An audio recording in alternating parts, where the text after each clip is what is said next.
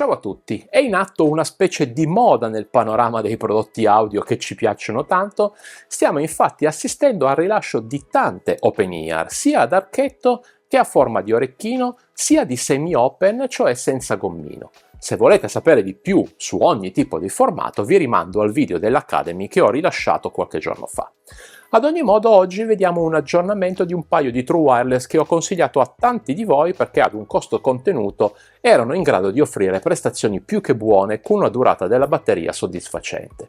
Oggi quindi vediamo le Huawei FreeBuds SE 3, che a detta del produttore apportano interessanti miglioramenti alla precedente versione e che vedremo insieme a breve. Sono disponibili in due colorazioni, nera e bianca, beige. Io ho scelto per voi quest'ultima, quindi vediamo che cosa troviamo in confezione quando le portiamo a casa.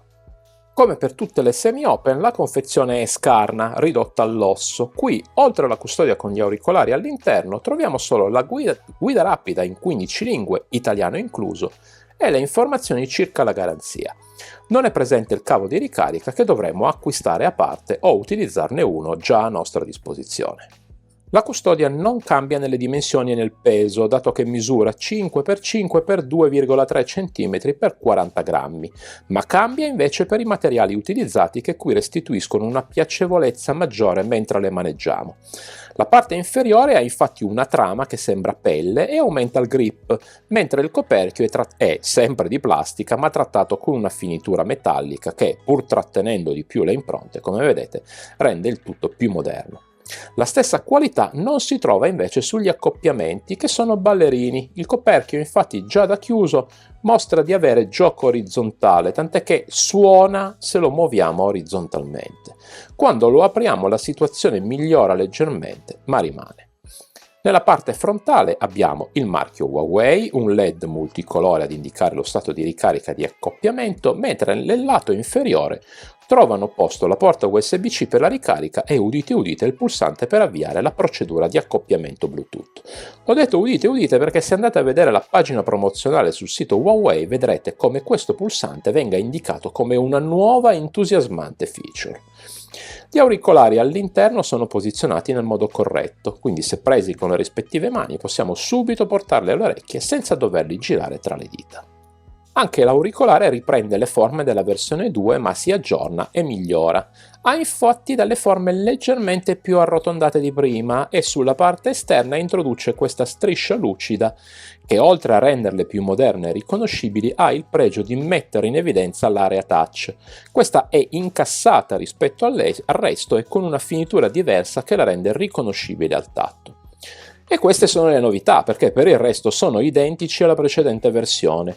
Hanno la capsula tagliata di netto con una retina metallica a protezione, hanno questa apertura sempre sulla capsula per il passaggio dell'aria e due microfoni, il primo nella parte superiore e il secondo al fondo del bastoncino, in mezzo ai due pin per la ricarica. Anche in questa nuova versione non hanno inserito il sensore di prossimità, quindi non potrete avviare automaticamente la traccia audio quando li indossate o arrestarla quando le rimuovete, e inoltre non sono multipoint, per cui se vorrete usarli con due dispositivi in contemporanea, queste non fanno al caso vostro. Sono leggere, infatti pesano 3,8 grammi, quindi nell'orecchio ovviamente si percepiscono sempre, fatemi dire, ma non affaticano e sono confortevoli. Come sempre per delle semi-in-ear il movimento è ad incastro nell'orecchio, anche se una volta inserite richiedono piccoli movimenti avanti e indietro per trovare la giusta collocazione, quindi basta farci l'abitudine, dopo un paio di volte il movimento poi diventa automatico. Non occludono il canale auricolare, caratteristica comune a tutti gli auricolari di questo tipo, e per questo motivo non ovattano i suoni circostanti che rimangono sempre presenti anche durante l'ascolto.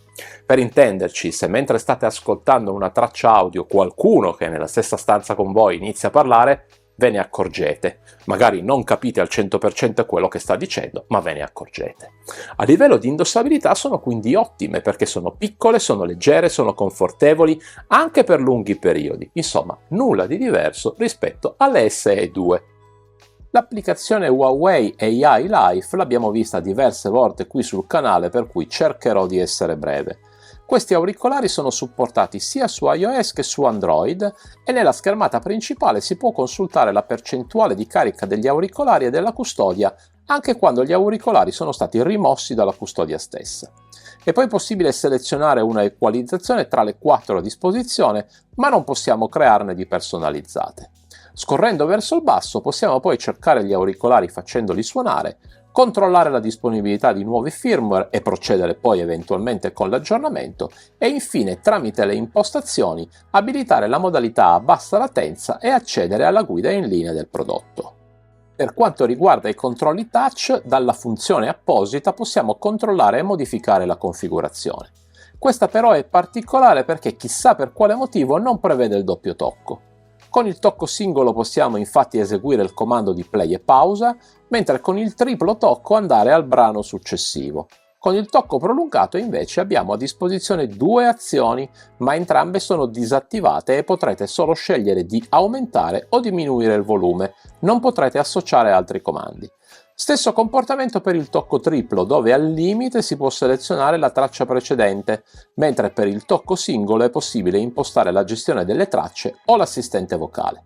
Insomma, dei comandi e delle scelte strane quelli di Huawei, dove come abbiamo visto non possiamo impostare la bassa latenza e non abbiamo il doppio tocco, ma possiamo invece visualizzare e eventualmente scegliere il comportamento da tenere durante una chiamata vocale, cosa che quasi sempre i produttori si dimenticano di inserire nelle loro app.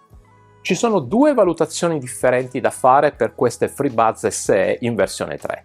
La prima è di valutarle come prodotto a sé stante e la seconda invece di metterle in relazione al modello precedente, le SE2. La prima valutazione, quindi come prodotto a sé stante, è che il suono prodotto è di medio buon livello. Il driver da 10 mm in accoppiata al codec AAC produce delle buone sonorità. I bassi sono presenti, ma non eccessivamente marcati, piuttosto rapidi, ma comunque di medio livello. Le voci sono riprodotte bene, forse un po' più in secondo piano rispetto al resto, ma comunque nulla di troppo accentuato. E infine gli alti, a mio parere, meglio delle altre frequenze, sufficientemente definiti e non stridenti. Solo il volume l'ho trovato tarato verso il basso, richiede quindi un livello in più per far risultare il suono più accattivante, ma forse è anche una scelta dettata dalla volontà di evitare distorsioni evidenti. Ad ogni modo fatemi dire come problema è davvero poca cosa e basterà alzarlo di una tacca per risolvere. La seconda valutazione da fare è invece capire come si posizionano in relazione alla versione precedente. Ecco, in questo caso le differenze non ci sono, cioè detto in altri termini suonano uguale. Non c'è stata quindi un'evoluzione dal punto di vista della qualità sonora, che da un lato è un bene, visto che tutto sommato anche le SE2 non erano malvagie, ma dall'altro questa mancata evoluzione, essendo passato un anno nel frattempo, è un peccato. Sono curioso di capire che cosa farà Oppo con le Enco Air 3i, dirette concorrenti di queste, che però offrivano e offrono in realtà ancora oggi un suono più avvolgente, quindi non rimane che attendere le Air 4 se mai usciranno per capire se invece lì ci sarà una qualche rivoluzione o rimarrà anche in quel caso tutto uguale. Per comprendere meglio quanto vi ho descritto finora, vi consiglio l'ascolto del brano in sovraimpressione. Se volete fatemi poi sapere nei commenti che cosa ne pensate. Ascoltiamo ora la resa dei microfoni in 2 condizioni comuni per la maggior parte di noi. Indossate le cuffie se le avete a portata di mano. Prova di registrazione audio in ambiente domestico. Prova di registrazione audio in condizioni di traffico sostenuto. Queste FreeBuds SE3 sembrano essere migliori della versione precedente.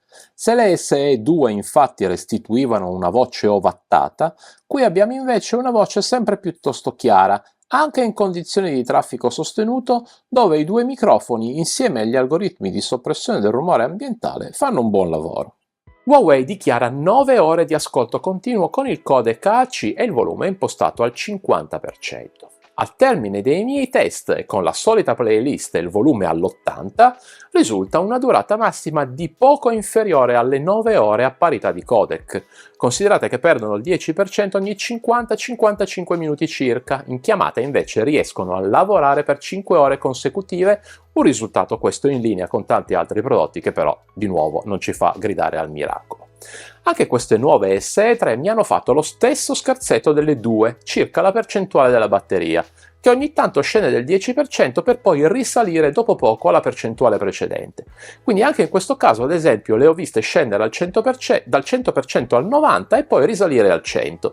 Esattamente lo stesso difetto delle SE2, quindi viene quasi da pensare che siano gli stessi auricolari con un vestito diverso, anche se queste hanno il Bluetooth in versione 5.4 che la versione precedente non aveva.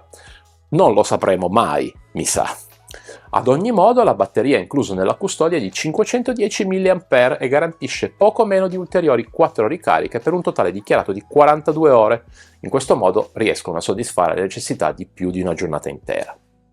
Per finire, non sono dotate di ricarica wireless, ma hanno invece la ricarica rapida parziale che con 10 minuti garantisce fino a 3 ore di riproduzione.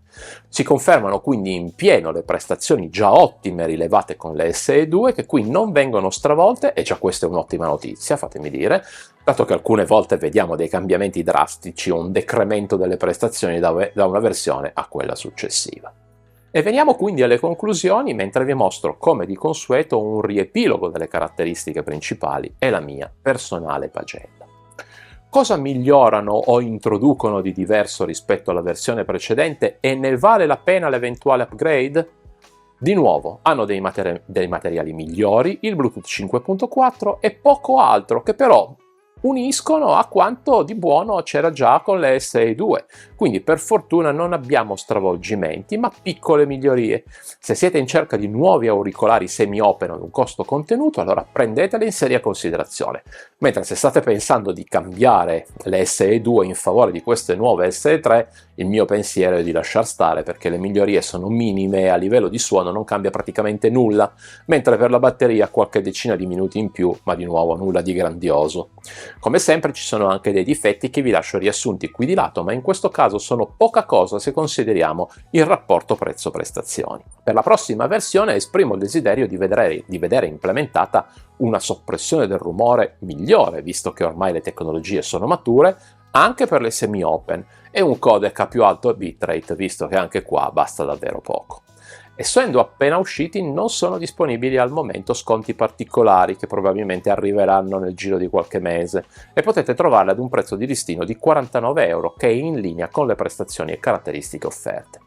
E ripeto, sono davvero curioso di vedere come risponderà Oppo a queste SE3, visto che le Enco Air 3i sono ancora oggi una validissima alternativa. Come consuetudine ormai vi lascio il link in descrizione se volete acquistarle, mentre il più rapido potrà avere questo sample usato per i test tramite il canale Telegram che vi invito a seguire. Grazie per essere rimasti con me fino alla fine, spero anche in questo caso di essere riuscito a raccontarvi al meglio queste FreeBuds SE3. Mentre pensate se possono fare al caso vostro, vi chiedo di mettere un like al video se lo avete apprezzato e di iscrivervi al canale per far crescere la community e per non perdervi nessuna delle altre recensioni che sto preparando per voi. Vi dico solo che stanno arrivando dei pezzi da 90, per cui rimanete sintonizzati. Alla prossima!